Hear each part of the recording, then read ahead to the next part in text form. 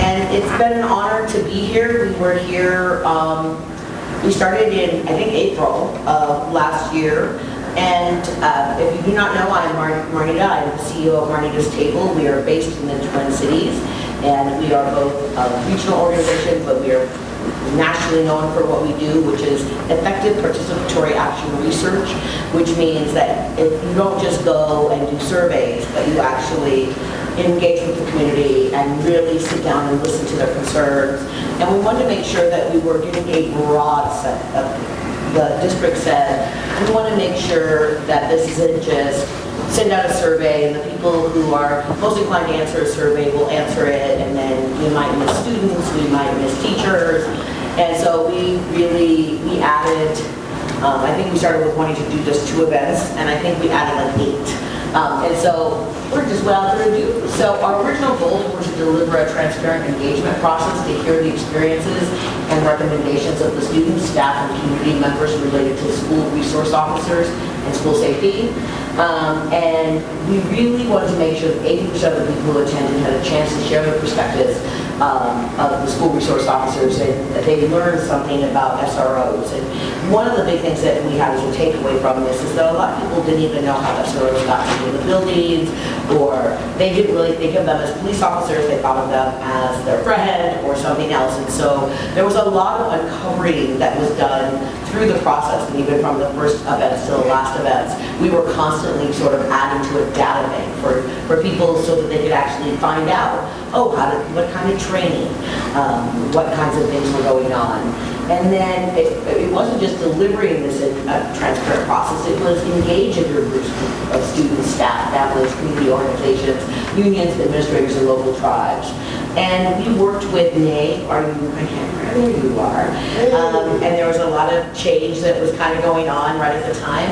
And thank you so much. The district was really helpful in opening doors and making sure that things got in backpacks, and families who might be harder to reach were included in the process. And so we did that. We did that when we worked with integration specialists. And then the last piece of it, we are going to have all the 360 report and the raw data. Anybody in the district, if you are here today, you'll be able to go out and click on our website and go through so that you can see the data, spend time with it if you have people that you want to see it. So anyway, but we exceeded all those goals. And we made every attempt to ensure that the voices of individuals from communities that have historically been marginalized were in the room. The process was fair and unbiased, and that we got the widest range of voices possible. But we found that there was not just low trust or lack of trust. There was actually very high distrust, antipathy, and assuming the worst. And what we meant by that is, it did not matter what perspective people were coming from. They assumed that who was ever doing this work came with an axe to grind and had a specific viewpoint. So to hold that space was really important for the table, but also for everybody who came into the room. And I'm so excited that Adele is now in the district, because I remember on our very first event, Adele came in and said, like, who are you and what is happening here? It was very exciting. But we want you to pay attention to this. Not just low trust or lack of trust, but there was actually high distrust across difference. And that is probably impacting your everyday interactions in your community. Pay attention to that. So there was a fear of retaliation for speaking. There was assumption that the process would be biased. There was anger that they felt their voices weren't going to be heard or respected. Anger that an outside organization was hired. And then we discovered, because of COVID, things were constantly changing on the ground. Like, could we be in person? We actually came and did all the high school and middle school ones in person with students because they were in school. And we did a couple events at night, but we added a survey, and we added some other techniques to make sure we really were getting a wide range of voices. And we, as I said, multiple points of contact, multiple events when we originally started small. And go ahead. So we had a budget of $30,000, and Our actual expenses, you'll notice today, and we're very transparent about this, we're a 501c3, we're a nonprofit.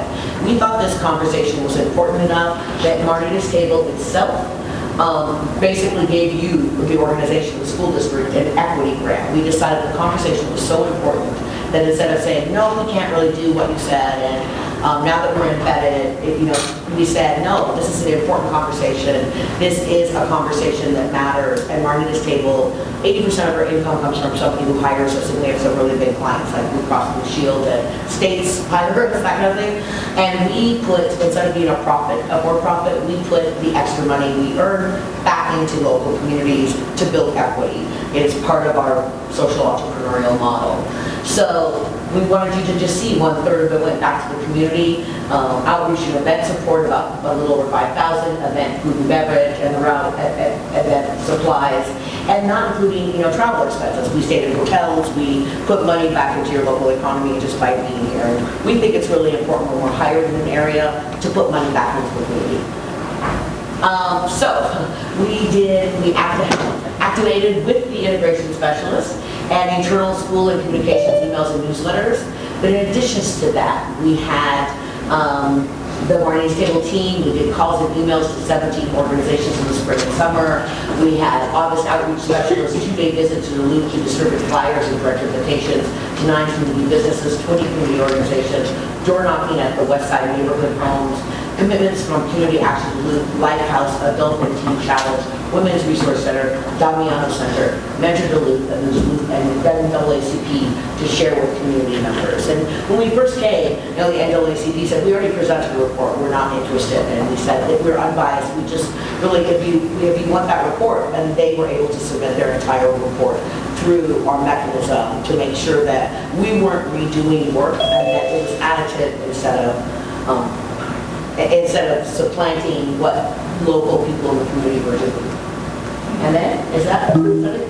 That's 7, so I have one more, right? And then we also sent out surveys with integration specialists and internal school emails, and then we also did paper surveys, and we only obtained 17, but this was actually hard to go out on the streets with masks on and ask people to participate, particularly during COVID. Again, high distrust in your community. And then October emails to community organizations with commitment from the NAACP to share with their membership. So we just kept going out and saying, we still have time. We still have time to say what you want. And now, I think we're going to go to 9. And I think, are you here? I am here. Hi, the voice from, so meet Lex. Alexis Trinity is our head. There's Lex right over there. Hi, Lex. Lex is getting their PhD from Cornell in Science and Technology. Did I do that right? Science and Technology Studies, that's correct. Yes, is getting their PhD, so they are on Cornell campus right now on the East Coast, but they are our head of research and our head of participatory action research. So Lex, take it away.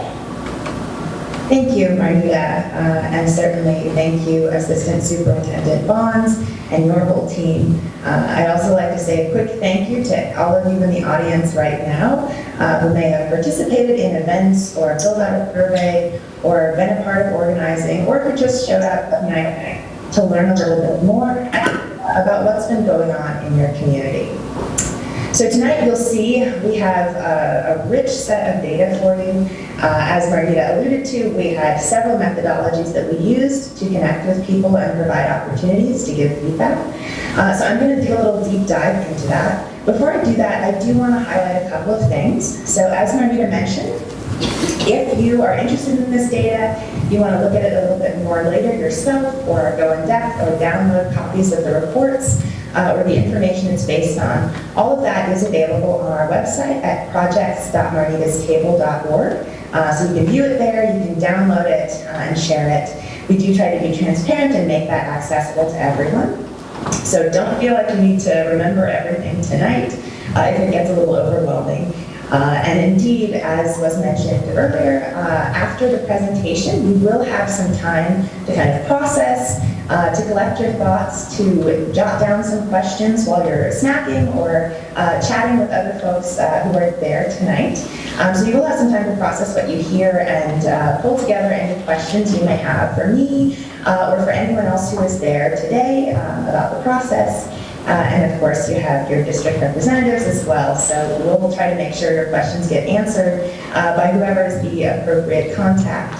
And certainly, again, when you are jotting down those questions, if you have questions about what you hear in this presentation, I will be around for the duration of the event. I won't be on screen the whole time, but I will be here for the Q&A session, so you'll be able to get those questions answered.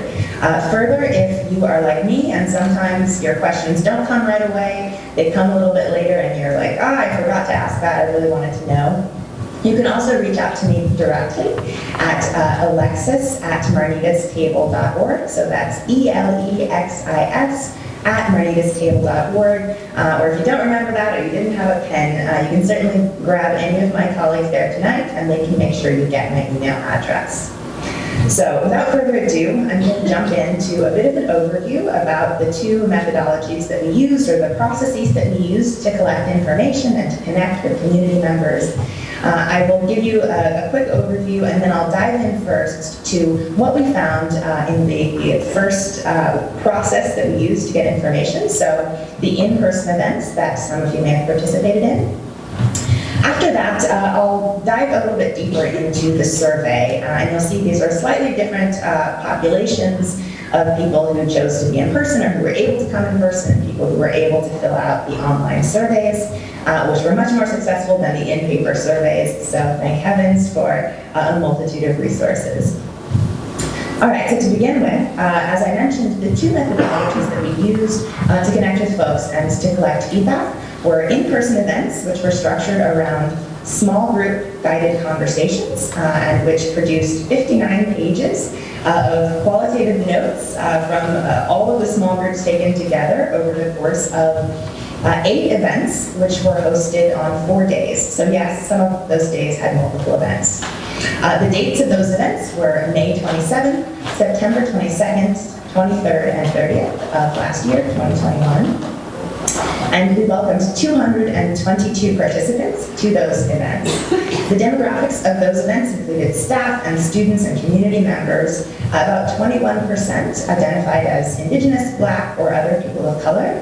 And about 70% were youth under the age of 24, largely current students in Duluth Public Schools. So that's something to keep in mind when you're listening to the themes from Mindstorm. Mindstorm is what we call our small group discussions. So that first bit of the feedback we're jumping into, lots of students participating. You'll see there were also staff and students and family members and community members. But again, just important to keep that in mind. When we talk about the survey, I'll get a little bit in depth about the population of the survey.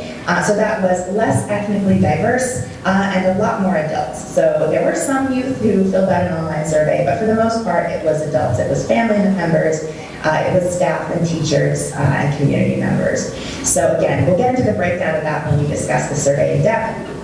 But for now, you can know that 225 people completed the online surveys.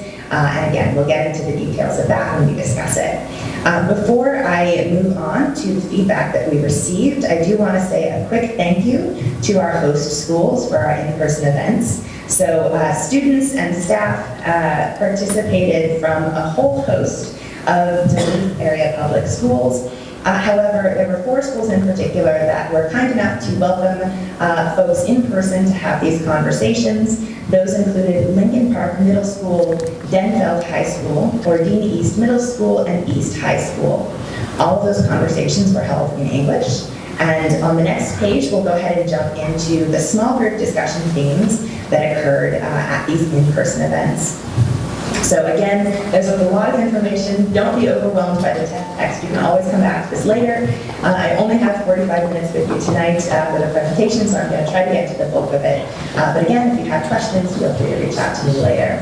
So some of the key themes that emerged from the small group discussions, we try to look at themes that are emerging not just in one discussion group or on one day, but really across the events. So themes that we saw, one of the big ones, first of all, that we saw emerging from multiple discussion groups across the different days that we welcomed people to the table included the need for more funding for guidance counselors and in general more support staff for larger school populations. So a number that came up pretty frequently was the notion of having 1,500 students for 3 counselors and concerns about real teacher and staff and counselor overwhelm. This is something that you'll see later in the survey kind of came up as an issue specifically related to COVID, of course, and to staffing challenges. But in general, people were concerned to make sure that there's enough support staff in general in the schools. Many participants of the in-person events shared that they found counselors and teachers to be a more useful resource for specific tasks or needs that they had related to school safety broadly. With some reporting a sense that, quote, there are other people in the building who do the same thing as SROs or school resource officers, but better. Teachers in particular, or people who identify themselves as teachers in the in-person events, were particularly appreciative of communication support from the SROs. So they pointed out that it's really helpful having someone who can relay across campus what's happening in real time, who can make sure that different staff and different teachers are on the same page and know when something happens or when more support is needed. A few also mentioned that walkie-talkies are an amazing technology and that if more support staff had those kinds of technologies, they could provide a similar function, making sure that campuses are really well connected and up to date so that people are getting the help they need when they need it. Broadly, there was widespread interest in receiving more detailed information about SROs. So this is an important one that'll come up again when we discuss the survey results. People varied, you'll see throughout, people varied in what they knew about SRO training or roles in, whether they knew where they came from or what they did on campus or what they were supposed to be doing. So given that kind of variance in sort of knowledge and background with SROs, it makes sense that a lot of people were curious about how they could get more information about how SROs are trained, what their job descriptions are, what their duties are, but by and large, people were interested in knowing what information was out there and how they could access it. People shared that they had expectations that the role of the SRO was intended to be about upholding the law without using excessive force. In particular, there were specific concerns raised. This is especially true among participants who described themselves as students. There were concerns raised about the use of force, specifically tasers and guns, or the idea of armed presence. Many of the students said that they saw SROs as an escalating force, while a few actually mentioned that they saw SROs as a kind of protective bulwark against specifically, quote, ghetto kids. This is an interesting note to keep in mind because it suggests embedded assumptions about what exactly it is that makes a student or a situation a problem that needs to be solved, and how we might go about rectifying those problems or addressing particular kinds of issues that might be raised. So again, some of the sort of assumptions that kind of come out in some of the table conversations, not all, were related to race or class, or again, embedded ideas about what is a good kid, what does a good kid look like, and what is a problem, what does a problem child look like. Not my words, but a way of thinking about some of the concerns that were raised. Additionally, some of the participants at the in-person events who identified themselves as parents said that they were reluctant to see firearms in schools, no matter who is carrying them. This is connected to a lot of other themes that come up, primarily the big theme about concern about gun violence.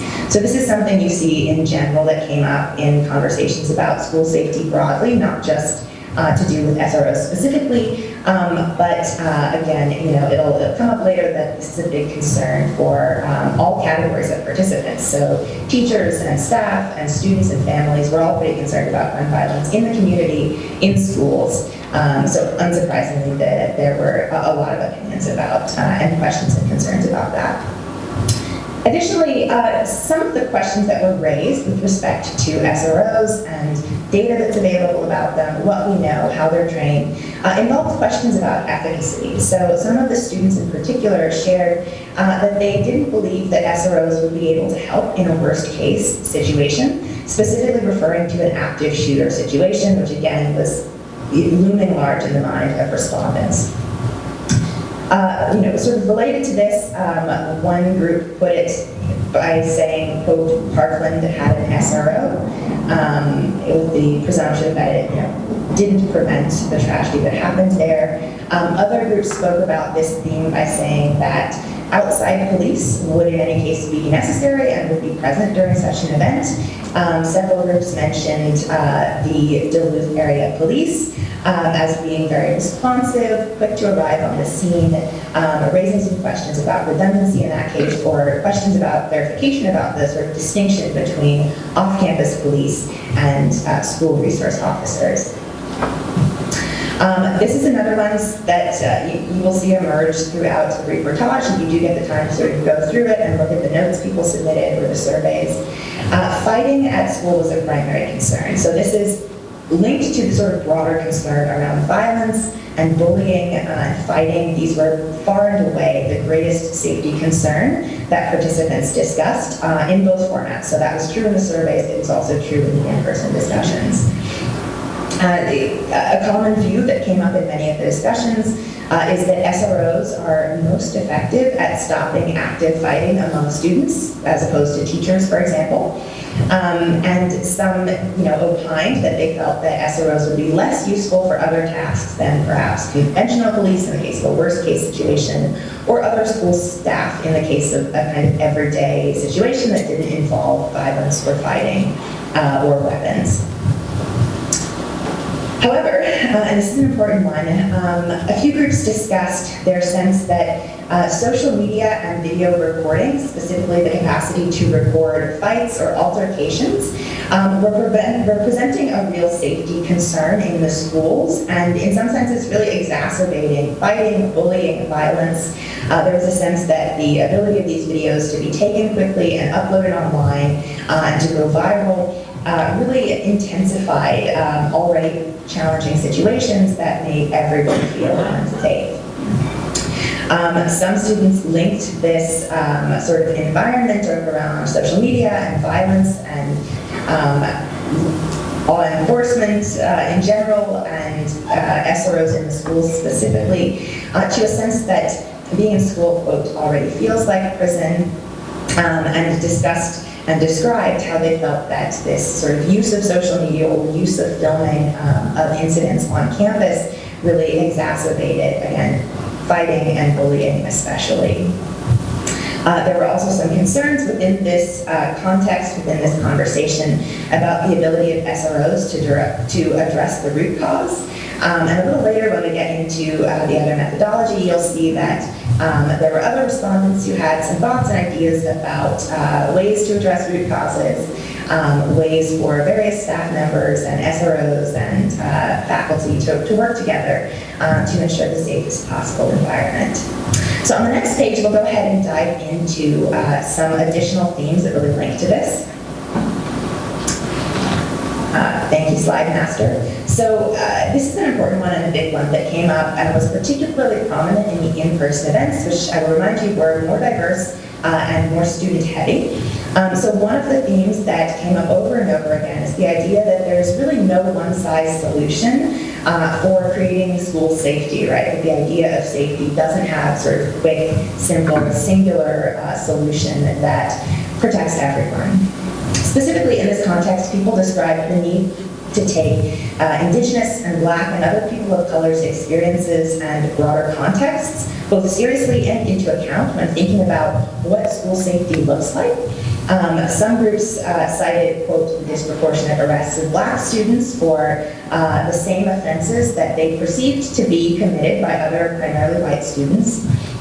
There was also concern concern expressed, particularly on the part of parents, who talked about their experiences saying that they had SROs who they felt were targeting their boys especially. Maybe they had multiple students in the school, but they only had these issues with their sons, that they were being frequently stopped for searches, not necessarily because the boys had done anything or indicated any kind of risk to anyone else, but just the notion of a kind of random but not so random search. So parents shared this, particularly in the concept or in connection with Native students and Native boys, as well as Black and other boys of color, who they felt were often singled out for undue attention and suspicion. There was also concern raised about SROs who were known to the school, sort of the SRO community, being largely white and largely male. So this is a theme that also pops up in the survey where people say, hey, we'd love to see greater diversity. We'd love to see a female SRO. We'd love to see SROs who represent other kinds of communities like the queer community or the disabled communities that exist in Duluth. Seeing more diversity on staff, both with respect to SROs specifically, as well as the broader hiring practices in the district. Another issue that came up in thinking about this sort of background context and specific, particularly vulnerable groups is the issue of students with mental illnesses and students with various kinds of disabilities, who several parents in particular talked about being written up for disorderly conduct or not having the resources that they needed to really be supported in situations where they perceived that perhaps an SRO was not the best first responder, or perhaps there were other resources on campus, or could be other resources on campus to deal with, for example, a moment of dysregulation. And one of the things that I would add here is that teachers in particular were very concerned about having the support they needed, and many students joined in to say we want to make sure that our teachers have the support they need if there is an incident, if there is a dysregulation that occurs among the student population, to make sure that there's more than one person who can address it and more than one kind of resource available based on the kind of situation that's occurring. One of the things that was really key and really highlighted in these in-person discussions, but also very much in the surveys as well, is the fact that students who reported positive SRO relationships, positive interactions with SROs, more than one interaction with particular SROs, expressed a greater sense of safety and comfort with them, and also expressed a higher level of confidence in their efficacy at their jobs. So this was really important. SROs were viewed as friendly and helpful and really effective when they listened to students, when they were seen to be taking their concerns seriously and treating them with respect. And also when they helped to address challenges that students themselves raise. So you do see kind of a contingent of participants saying, hey, I want to be able to go to the SRO or at my school and to talk to them if I need, get help when I need. What does that look like for me? Another really key point here that was linked to this issue of positive social connections with SROs is that students who had multiple avenues of positive contact with SROs, who knew them by name, who were neighbors, who had seen them around all of the time and regularly had conversations with them, not just on school campuses, but outside of school, in the community, students who played sports and had SROs as coaches, all of these kinds of multiplicity of social connections related to much higher reports of positive interactions, positive impressions of their roles, a sense that they were safe and great resources, and greater knowledge about what they were supposed to be doing in the schools, a greater sense of confidence in SROs generally. So this is really important, and again, something that will come up again. Some examples from the text. One person shared that the current SRO at their school was their football coach, and so they were able to go to them in a number of different contexts and environments. They knew them very well. They felt very positively about those connections, and as a result, about SROs at large. So those individual connections are really important, and relationships occur over and over in the comments, in the surveys. This is a really key thing. Another respondent in the in-person events said, quote, my SRO was my friend's dad, and that positive connection was really helpful. So a number of people were really aware that they felt good about SROs, they felt safe with SROs, specifically because they knew one or two in person, in particular, in a lot of different contexts. They've seen them outside of school, they knew them by name, it was a reciprocal relationship.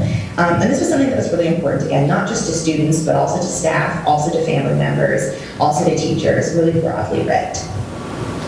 There were also a number of specific concerns about particular situations or particularly vulnerable either populations or students that were raised with respect to whether or not someone felt safe with an SRO.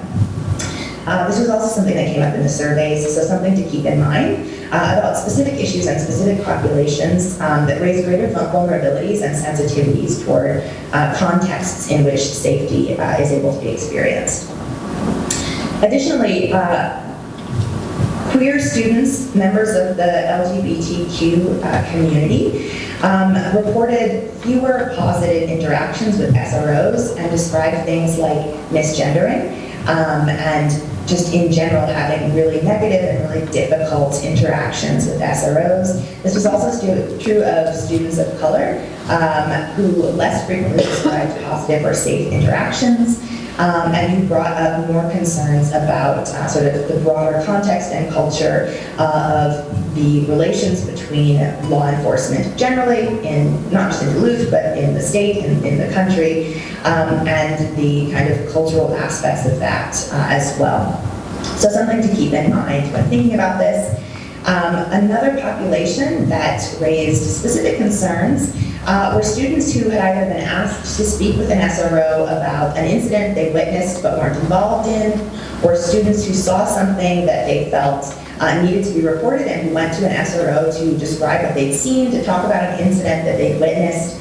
Many of these students said that they were treated with suspicion or that they felt that assumptions were made about them or about other students who maybe weren't involved. And that they weren't really getting listened to, even though they felt they had really valuable information to share that might help the whole community be safer. One in particular talked about being asked not to tell anyone they'd spoken with an SRO.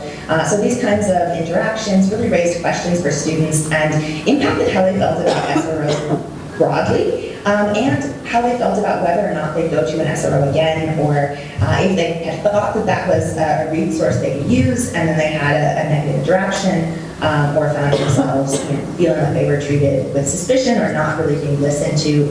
Those students found it much harder to have confidence in the future. I'll only read a kind of couple of the quotations you see here. All of these were taken from different discussion groups on different days at the in-person events. They kind of highlight some of these themes and the different ways that people talked about them specifically. Like I said, for time, I'll just read a few of them, but you can come back and look at this. You can download it later if you'd like to go through. I do encourage taking advantage of all the great resources that are out there and the feedback people gave. Some participants said, quote, if you only see the SROs as scary, why should SROs expect students to come to them when they feel endangered? Another pointed out, quote, there are racially discriminatory practices in policing, meaning in general. We need to be able to trust police in order to be just in their practice, and that's just not happening now.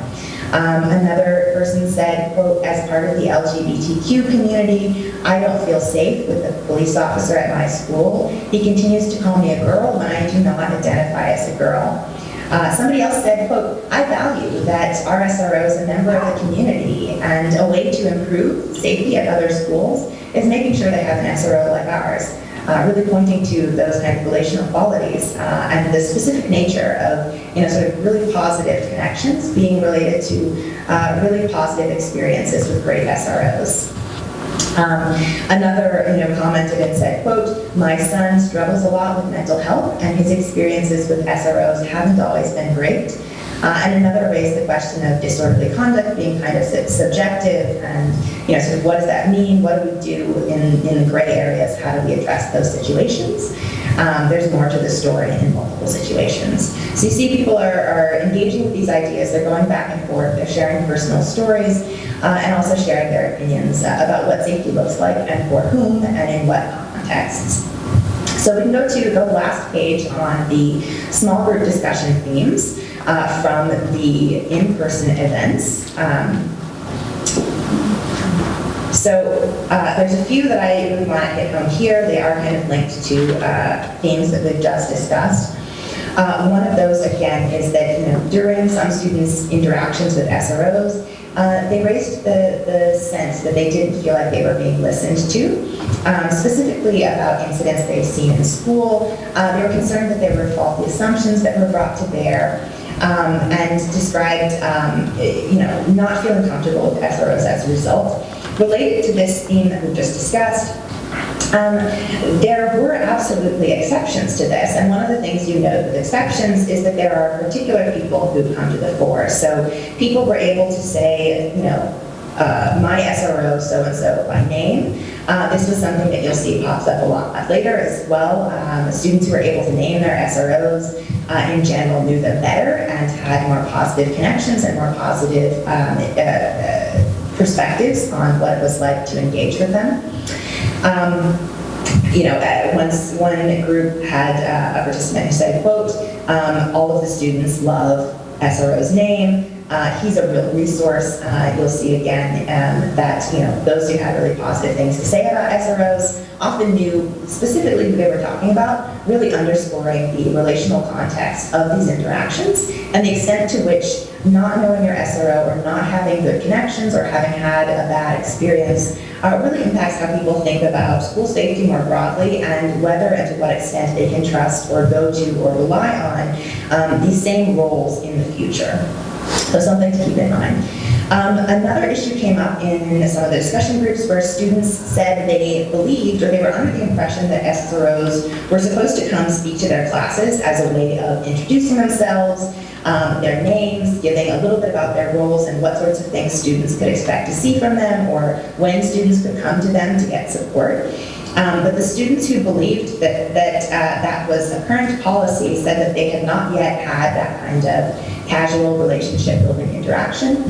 So there is some suggestion that students would be interested in knowing more, in having more information, in having more opportunities to connect with SROs, particularly those who don't come in with a connection, who aren't a family friend, who don't play sports, who don't have other avenues for already knowing their SROs, kind of even the playing field so that others who might not have those connections are able to start building those relationships.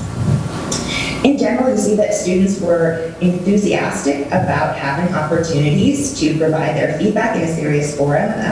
Many students talked about feeling gratitude for being brought into this engagement process, for having adults in their community ask about their opinions and their experiences on this, and expressed interest in ongoing discussion, with some participants pointing to previous student-led initiatives and engagement opportunities as a positive thing. So some mentioned the sort of research and report on SROs in schools that had been done by a few students previously. I believe it was the spring of 2021.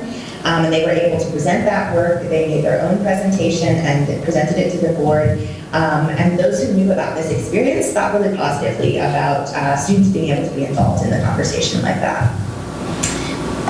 Students and other participants of the in-person events expressed interest in seeing SROs explicitly trained to work with youth and kids. And in particular, they expressed concern about teachers having to respond to fights or ending up by default being the first responder when there's a fight or an incident of bullying or some kind of aggression that happens on campus. With many preferring to see an SRO intervene, or again, in the case of a dysregulation, lots of people thought, if it's a mental health illness issue that's happening, they'd rather see a counselor address it. If it's a fight or an instance of violence, they prefer to see an SRO intervene rather than seeing a teacher, pulled away from their regular responsibilities to try to handle that. A smaller contingent of students said they wanted to see or believed that SROs should be involved in providing assistance in suppressing drug use on campus. and that might be a specialty or an area of focus for which SROs were particularly well suited. Another contingent of students in particular, but also community members, were interested in seeing more opportunities for small group support and mediation and other kinds of group solutions. So one of the things that came up specifically were restorative circles at Lincoln. So, one discussion group was talking about this. And one person said, why is there so much conflict in the schools? Somebody jumped in to describe and said, quote, it's not the teachers, it's the kids having problems with other kids. They fight off school or off campus and bring that drama here to the school. The crowd follows the winners, it makes it bigger than the fights would have been otherwise. Social media aggravates it by publicizing it. There's an attitude of, oh, you're tough, let's fight, or oh, this person beat you up, and then they fight over that. I'm willing to fight too, even if I feel like I'm not getting help when I asked for it. So this group got really into this conversation. Another person said, well, school feels like dog eat dog. One fight leads to another fight. It's a real problem. The response to that was, well, how can more SROs help? Can they get to the root of the problem? Will more SROs solve these kinds of problems?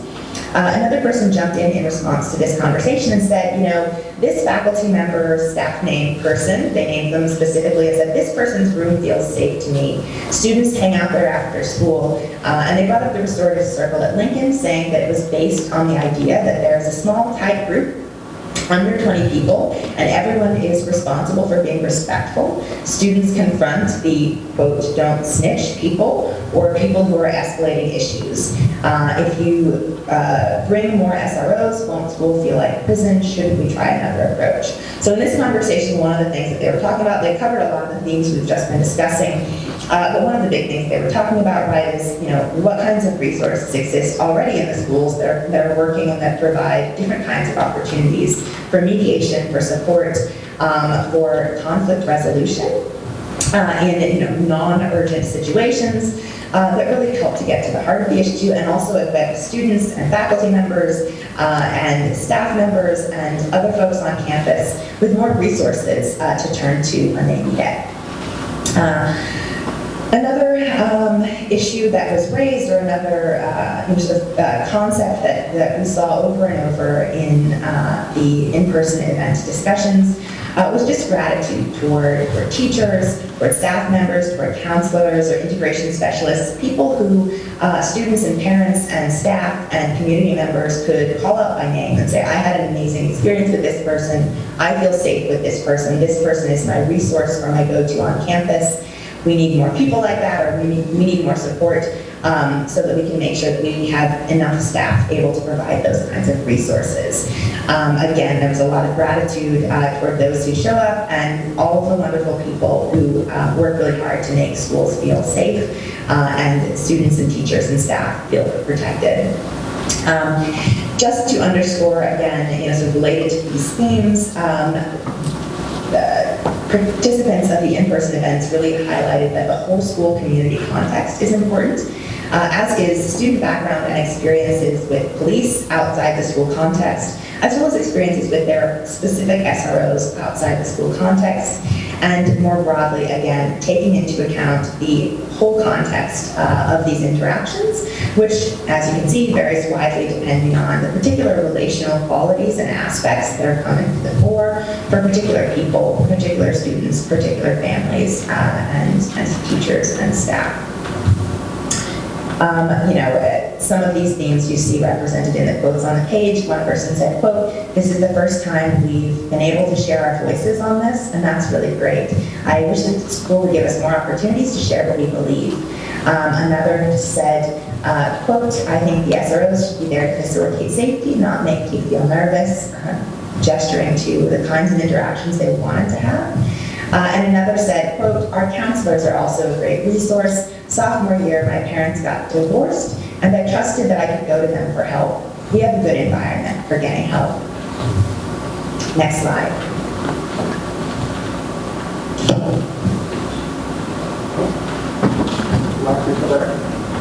I am sorry, I think I accidentally went off screen there for a moment, but thank you, Slide Master. All right, so at this point, we're going to transition a little bit. We're going to move into discussing the survey results. There's a lot to get through here, so I'm going to try to cover it as quickly as I can. But again, if you have questions, we can absolutely get to those later.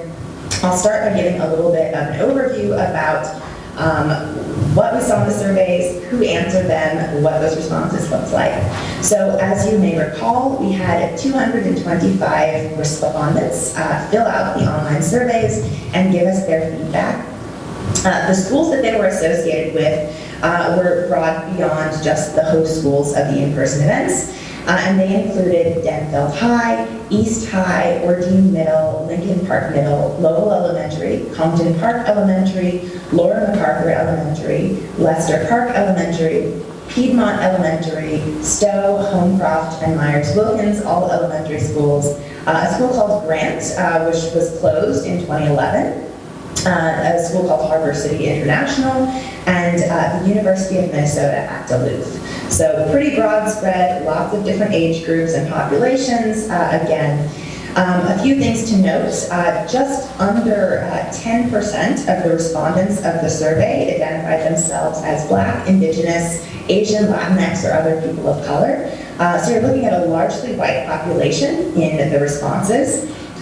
Which is important if you think about the extent to which participants of both the survey and the in-person events talked about the importance of their kind of personal background and how the broader context of the relationships and interactions is important. Another thing to keep in mind, as I mentioned previously, so the in-person events were about 70% students. The surveys themselves were about 61% family members of students. So the largest population was family members of current students. But we also had 14.2% who were staff members. So that includes teachers, that includes staff and other administrators, folks who are working in the schools. So again, another largely adult population. We did have about 9% of the respondents who were students, and about 9% of the respondents who were community members. So one thing I'll ask you to keep in mind about this, we provided people with the opportunity to share a range of different connections they had to the schools, and many people did. So people were identifying kind of their primary role. A number of others decided to identify multiple roles. So you'll see there's lots of folks who were also reading tutors or who had been former students and now had their own students in the schools. There were people who were both staff members, so family, parents, and also who worked in the schools, who had kind of both of those roles and both of those concerns. You also see, again, former students who were substitute teachers, so it's a whole lot of different intersections that emerged in how people were related to each of these schools mentioned here. So we can flash through the next two slides, which just kind of highlight that information, the variety of roles, retired faculty, parents of former students, parents of upcoming students who were looking at putting their students in the schools in the next school year. So beyond that, the first question that we asked all of the participants of the survey, and you'll note that the questions we asked in the survey were aligned with the questions that we asked in the small group discussion guides. So it's not two different sets of information. Both populations were provided with the opportunity to answer the same questions, just in a different format to be accessible. So the first question we asked is, have you had any experiences or any interactions with school resource officers? Of the 225 people who completed the online surveys, 55.1% said yes, they had at least one experience or direct interaction with a school resource officer. 44.9% said they had not had an interaction directly with an SRO. On the next page, we asked them to go a little bit deeper into what those interactions might be to get a sense of how are you interacting with SROs. So we asked if you have had an experience or an interaction with an SRO, what was that like? 136 people responded to this question for a response rate of 60%, and about 76% of the responses here were positive. So they were positive experiences that this particular response group population felt really good about. About 4% of these responses were negative. 3% were mixed, so they included some things that went really well, some things that didn't go so well. 7% of the responses were neutral. So we'll get into what neutral means in just a minute. Largely that was people who maybe ran into an SRO on the school campus but didn't have anything much to say about the quality of that interaction one way or the other. 10% of the comments in response to this question were literally just no comment or not applicable. So we'll go a little deeper into each of these comment groups and look at what that means. So on the next page, we have a little bit more detail about the positive experiences. So for the 103 respondents who said, yes, I've had an interaction with an SRO, it went really well, here's why. 76% had that interaction. The key words that they used in the different stories they shared or comments they made were polite, professional, some form of like kind or friendly or welcoming, really speaking to those personal qualities of the interaction. They would talk about how it was relationship building. Often specific officers were mentioned by name, so this very much closely aligns with what happened in the in-person events, where people who had really positive experiences were able to name the person. They were talking about a specific person, a specific individual with whom they had particularly good interactions, who they knew fairly well. And again, we're very particular to the kind of relational aspects of that. So some examples of the positive stories people shared and the way they talked about their positive experiences are included on this slide. So you'll see that a family member of a student at Ordine East Middle School said, quote, "My personal interactions with SROs have always been very positive. They have been friendly and welcoming. They have been active and engaged in the life of the school, coaching, greeting students as they walk into school, participating in community events, and students in and out of the building. However, I see things through the lens of a white woman who grew up thinking and experiencing law enforcement to be positive and safe, people to turn to when in trouble, and with character to emulate. Our son is white and sees things pretty similarly." So again, that was a family member of a student at Ordine Middle School. And this is a great one. It kind of highlights a number of the themes we've already discussed. This person, knows their SRO really well, has always had positive interactions. They really highlight the lengths to which the SRO is personable and tries to get to know not just the staff or the students, but also the family, the community. They highlight how much that means to them, those interactions, and they also point to the relevance of their own, attitudes growing up toward law enforcement, their own prior interactions with such authority figures out in the community, really linking it to, this is the baggage I'm bringing to my response, and a real sense of self-awareness around the context of these interactions and what specifically it is about those interactions that they found so positive and so valuable. Similarly, a staff member at Ordine said, quote, "I've had nothing but positive interactions. The SRO is in the hall, talking to kids, helping them find their classrooms, open lockers. The SRO at my school seems very interested in building positive relationships with staff and with students." So again, the relational qualities turn out to be really central to what makes people feel safe with SROs and what they love about them the most. Often, as you see in the book I just read, that extends to things that are outside of perhaps the explicit role of an SRO, and that turns out to be really meaningful for folks really across the participant populations, across demographics, community members, family members, parents, students. All of these people really value some of the same things about their SROs when they have positive experiences. Similarly, a staff member at Denfeld High School said, quote, "Most of my experiences up until this year have been proactive. The SRO talking to students about what to expect about court and foster situations, laws, etc. They have also humanized police officers who often shared experiences about being a parent, child, teen, and sharing their sense of humor. They have been essential in dealing with reactive experiences, as I have had several students take an overdose of pills while at school. Their professionalism and quick actions save lives. They are the first people everyone looks toward when we've had threats or alarms going off. They're extremely well trained in de-escalation and keeping everyone calm." So you're seeing here a staff member identify ways that the SRO has been useful to them, ways that they've made use of their services and specialties, and also really highlighting still the sort of humanizing effects of those interpersonal relationships and contexts. On the next page, we go a little bit in depth into the negative experiences. So as I mentioned, there were only 6 of these. That's 4% of the overall number of folks who responded to this question. Keywords here were, quote, uncomfortable, frustrating, unwanted, bias, punishment versus trauma-informed. So the themes you see here really very much coincide with a lot of what we saw come up in the in-person discussions, which, as I mentioned, were a little bit more ethnically diverse and had a different age group kind of makeup, which is relevant.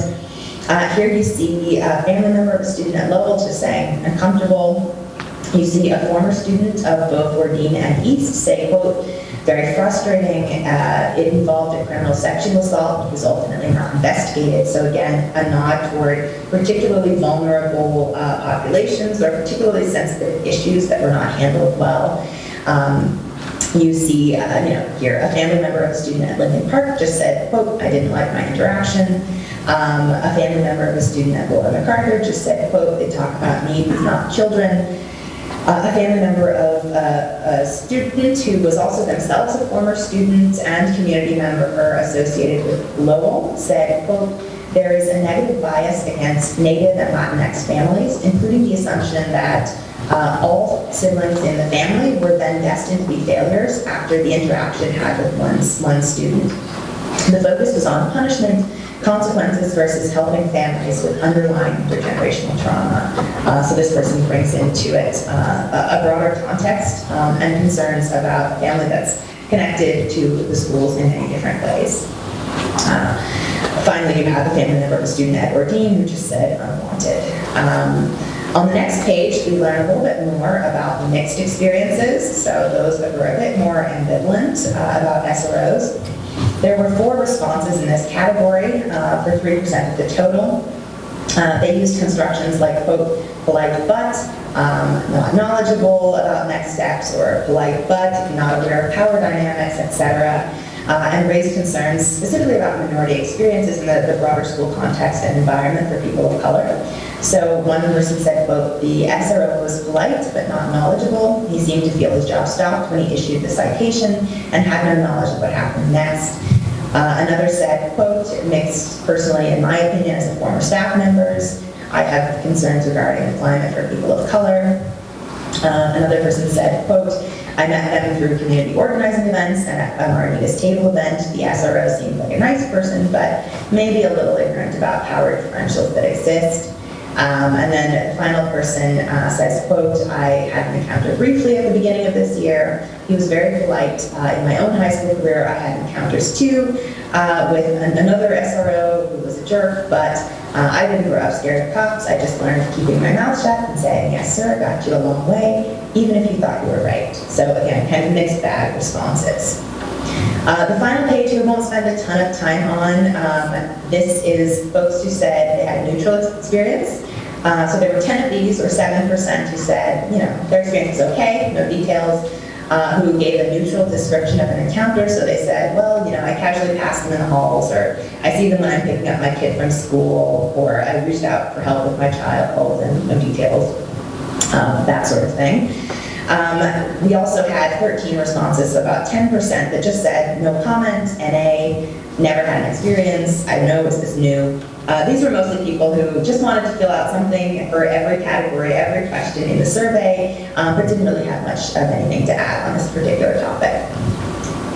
The question on the next page says, if you know anything about SROs, what do you know? We gave people the opportunity to share. What do you know? What do you think about the roles of SROs? Do you know anything? Do you have questions? 183 people responded to this question with an 81% response rate. Key observations here, the reality is people had widely ranging perceptions of what they knew and didn't know. They had wide-ranging responses about knowing nothing at all to feeling like they were really well informed and had a lot to share. By and large, people understood the role of the SRO to be related to policing and also relational roles, central and community understanding. So lots of people really linked SROs to being role models or to having relationship building responsibilities with kids and staff and parents. So that relational piece turned out to be really important, even here when it comes to questions about what do you know about SROs and their roles or their training. Another issue here, a lot of people said that they believed that SROs were to be a resource for school safety, but what school safety looked like was very different. It was defined very differently by different respondents. So you had a whole mixed bag of things that could represent school safety in people's minds. There also was really strongly a desire for positive interactions among students and SROs across the survey responses, with some people saying they wanted SROs to be good role models or good models for healthy relationships with authority figures in general for their kids. So that was another key piece here. On the next page, I'll go into a few of these. I'm going to highlight the keywords and themes. I don't have time to read. We have a lot of slides to get through, and I don't have time to read all of the quotes. So feel free to return to these if you'd like. Some said that they believed that the role of SROs was to be, quote, more than a cop. Many talked about role modeling roles and providing positive policing experiences. A number said that their role is to prevent school shootings or violence or bullying on campus. Some used this question to raise concerns about specialized training for schools and to ask, are they trained to work with youth? Can they be trained? Do we know anything about that? Others said that they knew about racially differential treatment. Others said that they knew of or had heard of aggressive responses to students related to tasers and arrests. And some raised the question of efficacy here and said, what do we know? I don't really know much. Like, how can I get more information? A number of people specifically wanted Duluth-specific information, so not just SROs in the country or the state, but very specific and district-relevant information. I'll read just a couple of these. So some of the examples of the ways people talked about this, they said, quote, SROs are police officers chosen by the Duluth Police Department. They do not have special training to be in educational settings and vary in the way they interact with students of various cultural backgrounds. So that was something that a community member associated with East High School said was what they knew about SROs. Another respondent said, what I know about SROs is, quote, their historic role is for safety and crime prevention in schools. That's a community member who had been associated with Condon, Ordine, East Denfeld, and Harbor City. A staff member from Piedmont said what they knew about SROs was that they were to build relationships with kids, but doing that before issues arise was key. That SROs did not want to intervene unless absolutely necessary, but do so appropriately and swiftly when needed. Another said, quote, what they knew was that they are Duluth Police Department officers contracted to be on site at the 4 secondary schools. They said that they believe the district pays most of their salaries to the city and that they are not intended to be issuing citations or arresting students.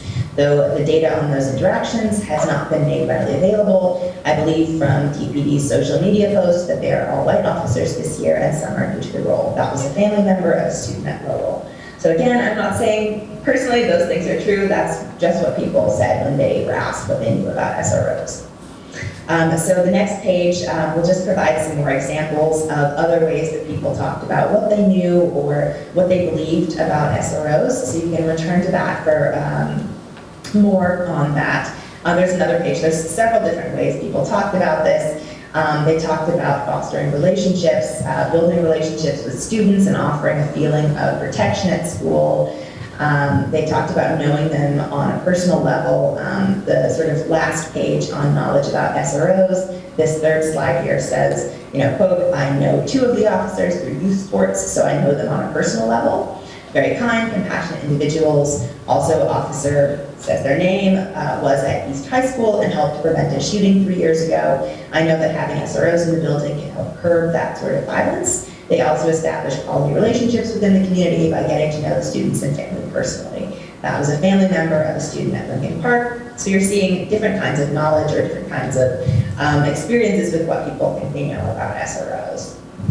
On the next page, we asked, are SROs important to have in schools to get a sense of people's opinions, and why or why not? 212 people completed this question for a response rate of 94%. 77% said yes, they believe SROs are important. 16% no, and raised particular concerns. And about 7% said they weren't sure, they didn't know, or they were on the fence. It kind of depends on what their role is, and they didn't know, or no comment. With respect to the yes responses and the rationales, people really raised concerns about fighting and gun violence in schools, the feeling of living in particularly dangerous times, a sense of needing protection from outside threats, and often those perceived to be posed mainly by other children. So this was another issue where a group of respondents in the survey kind of singled out children who were perceived by them to be deviant or pathological in some way, and said that they had punitive expectations for those who were identified as, quote, problem kids or families. There was an emphasis on teacher overwhelm and staff safety, as well as a reiteration of interest in positive student SRO socialization, among parents especially, and a strong interest in deterring and avoiding violence, as well as a desire among many respondents to show the best and most relational sides of law enforcement, so really highlighting those relationship building opportunities. One said, one of these examples says, quote, yes, Duluth has an increase in kids coming from gang and crime-ridden areas of the country with no fathers in the picture of their lives. They have no respect for people or property. We need an SRO in place to help control some of these disrespectful students, end quote. That was a family member of a student at East. So you're seeing the identification of students perceived to be a problem, perceived to be outsiders, with a kind of stigma attached to their whole family, right? Just saying, it's bad families from other places, but they're bad kids who need to be handled. So again, this kind of gets to some of the underlying assumptions that we saw in a lot of these yes responses. The kind of rationales were often, it's the problem children, not my children, who need to be, quote, controlled. There was another one who said, quote, yes, in this day and age when mental illness and drug usage is so rampant, it's important to have law enforcement involved in everyday issues at school. My daughter has witnessed the SRO chasing kids down the halls and teachers needing to call for his help. Neither she nor I would feel safe at school if there wasn't an SRO there, with 7 or more children to go through East and future grandchildren as well, and the ways of the world. It surely isn't going to get better. It's more important than ever for law enforcement presence at a high school level. So this is a family member at East talking about their sense in general that sort of the world is becoming more violent or more dangerous, and so SROs are needed for that reason. And then the next page actually just lists additional yes responses, very similarly sort of along with the thread of themes that have already been mentioned. So this first example says yes, because of the dangers of school shooting, we need to have trained staff to deal with possible threats to students and staff. Other quotes from here highlight kind of related issues around violence, gun incidences that have had previously. So again, really highlighting some of those previously raised concerns. There's a third page, a lot of different ways people were talking about these themes highlighted here. One staff member at Denfeld said, quote, absolutely, SROs are important. No SRO, no me as a teacher. We obviously need police help at our school this year and every year. For some students and staff, SROs may be a trigger, but for the majority of people, they are welcomed. Do we have to concentrate on people in the minority with their attitudes about SROs? This was another issue that came up as well. As I mentioned again, this was something that was really evident in the in-person conversations, is that there were a number of minority groups of folks who are particularly vulnerable, who are dealing with kids who have mental illnesses or other kinds of disabilities, kids who are neurodivergent and have different experiences, folks who have experienced sexual assault, or other kinds of traumas, students of color, Native boys and Black boys. So all of these groups that, are numerically a smaller proportion of the community, but who are reporting negative experiences at a much higher rate. So there is a suggestion of, a value to understanding what it is that minority and majority perspectives bring to the table and why it's valuable to listen to both.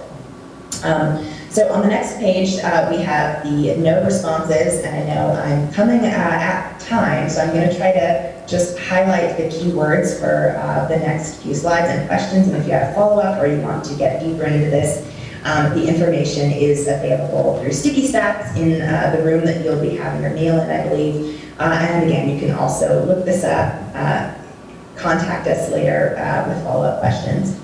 For those who responded no, that they did not feel that SROs were important to have in schools, the issues that were raised were about the school-to-prison pipeline or the process of beginning sort of punitive behaviors for certain populations really early and in school and kind of funneling them into long-term records that ultimately become criminal records. There's also the desire for more clarity about roles, like what specific roles SROs are supposed to be undertaking. There was a lot of interest in and questions about the possibilities for conflict management alternatives and social service or mental health resources, concerns about students of color being targeted or singled out for harsher treatment, with some students and families of color in particular saying that they felt less safe. Proactive approaches were preferred by many in this group, who said that they sensed that safety could be provided in other ways, and who were interested in having police close by, like off campus, Duluth police, available to respond to emergency situations rather than in the schools full time. And here as well, you see some folks talking about the kind of rapid response time of off campus Duluth police. We can scroll down to the next page, which I will point out addressing the same theme just provides additional sort of quotations on that theme, where people talk about how the Duluth police in the community respond really quickly when needed, and they'd rather see off-campus police for worst-case scenarios. Where they talk about the possibility of both de-escalation services, community liaison positions, and feelings of safety that some people get from having officers in the school being able to be provided by non-police services with proper training focused on community development and transformative justice and de-escalation. Talking about wanting to see more qualified social workers and people from the BIPOC community, so greater representation and other kinds of resources. The final page just addresses the not sure, don't know, on the fence, no comment questions here. With again about 7% of respondents to this question saying that more data was needed, or it kind of depends on the role, or highlighting that the conversation and context is really important. The next page highlights the question about whether participants were familiar with alternatives to school resource officers. 52.3% said they were not familiar with any alternatives to SROs. 32% said yes and gave particular ideas. 15.8% said maybe. The next page just asks more specifically what kinds of alternatives for school safety would you be interested in if you had a choice. 163 people responded to this with 72% question response rate. 55% said none, or they'd like to see more SROs. 38% had specific recommendations, and 7% said they didn't know and weren't sure. The key words and themes here for folks who had an alternative in mind was social services and more support for mental and behavioral health, more Black, Indigenous, and other people of color staff, administrators, and counselors, restorative justice approaches, metal detectors, door security, and hall monitors, as well as zero tolerance policies on violence, trained conflict resolution professionals who were unarmed, as well as training for current staff in conflict resolution and de-escalation, community-based mentoring and volunteer support, and culturally competent relational approaches and whole family support options with clarity and intention around the meaning of school safety.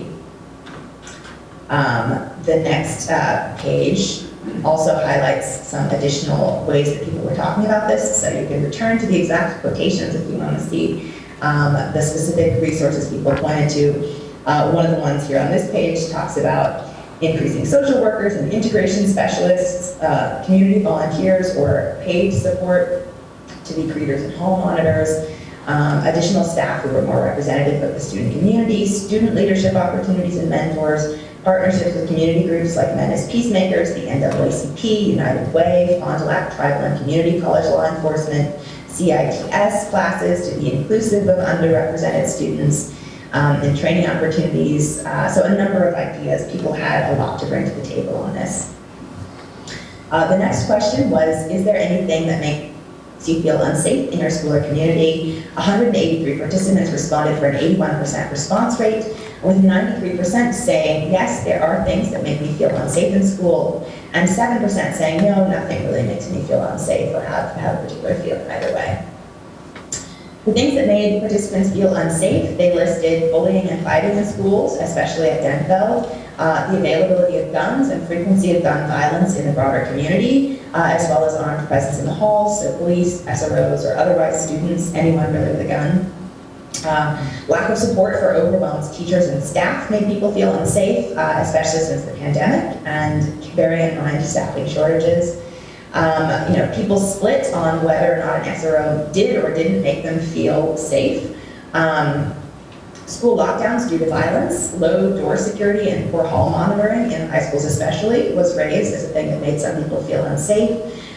Smoking and vaping on campuses came up as a safety issue, as did the possibility of harsh or punitive responses, specifically to neurodiverse students, if and when dysregulation becomes a challenge, as well as the lack of trauma-informed responses, or the perceived lack of trauma-informed responses. COVID and pandemic-related issues came up as a safety issue, so folks not wearing masks properly, as well as the lack of cultural awareness and a need for inclusive signage in Spanish. Racially motivated violence and fighting were all mentioned as things that made people feel unsafe.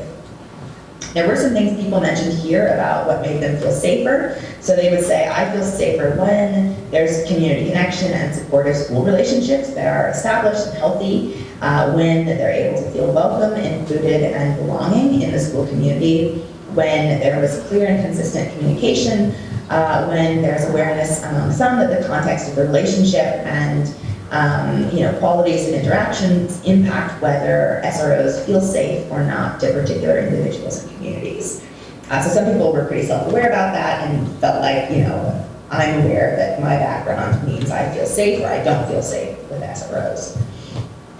The next page, we asked more specifically, is there anything that could make you feel safer in your school community? And 164 people responded to this question for a response rate of 73%. We asked, follow-up question, if you needed support because you felt unsafe. Hello.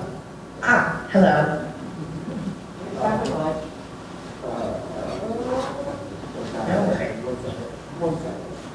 Take your time, Elijah. I can actually, for the interest of time, I'm going to keep talking, but you can go ahead and get the slide together. So we asked, if you needed support because you felt unsafe, what kinds of resources would you like to have available, and is there someone you want to talk to? 138 people also responded to this for a question response rate of 61%. The page following highlights key takeaways. So things people said and made them feel safer included more mental health resources and services integrated into the curriculum directly, specifically for students who wouldn't be able to access those resources otherwise. So some people said because of financial barriers or because they didn't have parents who would be able to take them, or they didn't know about resources or had transportation. For students who aren't able to access mental health resources and services, having that directly integrated would be really helpful and supportive in helping them feel safe. They mentioned more support staff on campuses generally, so staff don't get overwhelmed, and talked about having mental health and crisis support teams who would have the support of administration and staff, as well as the broader community. Folks said they felt safer or would feel safer with de-escalation training for staff, an investment in community and relationship building within the school community, preventative work on smoking and drug use, as well as emotional, psychological, and behavioral health supports. Folks said they would feel safer with more supervision and monitoring support for certain spaces, specifically bathrooms, parking lots, hallways, and cafeterias, including options to have unarmed community volunteers or parents providing that relational support context that was so central in these responses, and ensuring secure entry in general. People also talked about the fact that they would feel safer with, quote, common sense gun laws and gun reform. So again, the issue of school shootings and violence on campus and also in the broader community was by far one of the major concerns that people had. So People talked about SROs without tasers and guns being something that would make them feel safer. They talked about engaged education about their role, purpose, and efficacy, as well as relationship building opportunities for SROs and families and students, a zero tolerance policy for violence and bullying, and more options for homeschooling and alternative schooling environments for those who would want or benefit from them. I only have a few more slides, so I'm going to quickly get through it. I know everyone needs a break and a meal. Some of the other key takeaways for feeling safer were folks said that more teachers and time built in for teachers to develop relationships with students, including smaller class sizes and after-school activities for all, not just athletes, would help them feel safer. Virtual meetings to get to know families, students, staff, and administrators. More accessible school and district leadership, and more staff of color and spaces and tools for connection at school would make them feel safer. You'll see there's some quotations here that describe different ways people talked about that. They also said that cultural and trauma responsive supports in the curriculum, in the physical environment, and in other ways would really help them feel safer, including things like staff having implicit bias training and understanding to see people of color as both worthy, that we matter, that our ways of being and knowing that trust is valid. So people talked about feeling safer with diverse curriculum, which takes seriously the experiences of Indigenous, Black, and other people of color, including things like reading groups on race and culture for family and community members. So key insights and opportunities, as you have now seen, a lot of people emphasize the relational qualities and the broader context in which interactions with SROs are happening and in which they would be able to feel safe. So some of the opportunities that emerged from the things people said were the idea of making explicit the role, responsibilities, and function of SROs to students, families, and community members, so everyone can be brought up to the same page in terms of what they actually know about SROs. Ways to incorporate, families and students into explicit plans for active shooter emergency scenarios, which many people were concerned about. And other approaches to, addressing concerns about gun violence in schools was a theme that people were really interested in having. Providing Duluth-specific data on the efficacy of SROs, creating more opportunities for relationship and trust building among students and families, including safer spaces for minority opinions and unheard voices to emerge, engaging proactive planning for de-escalation or the prevention of fighting and bullying in schools, considering incorporating more restorative circle models like that at Lincoln, making sure students and families are familiar with the social, emotional, mental, and behavioral health support services that already exist in the school, and providing more of those opportunities for connection and engagement and after-school programming for all students. Additionally, providing more opportunities for student-engaged research. This is on the next page, the final page, and reflection, or participatory decision-making in age-appropriate ways people talked about, as in the student-led presentation to the board.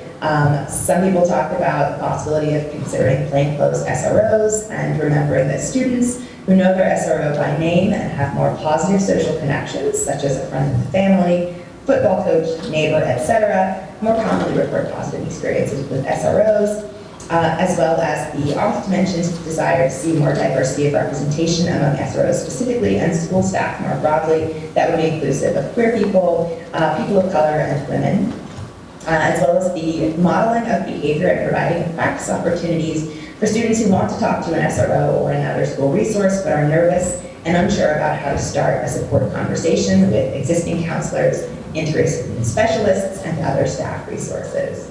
So that's the bulk of the information. I know there's a lot there and there's even more that we could go into. So again, we're going to give you, as you transition, I know we'll give you a little bit of time to process and get through. But I will be here later for any questions for our Q&A session. So thank you all. I apologize for the amount of information we had to get through in such a little time, but your community provided very rich responses and a lot of content. So thank you to all of you.